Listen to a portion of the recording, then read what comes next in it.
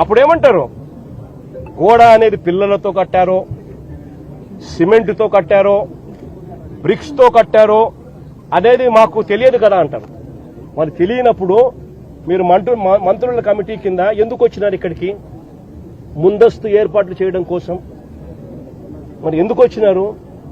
మరి మీ సమక్షంలోనే మీరు ముందస్తు ఏర్పాట్లు చేస్తూ ఉన్న పరిస్థితుల మధ్య ఈ గోడ కట్టడం ఎందుకు చేశారు?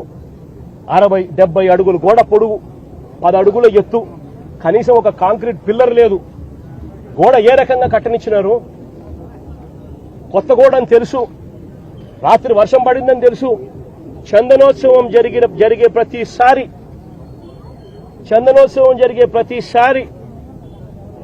వర్షం పడుతుంది, ప్రతి సంవత్సరం.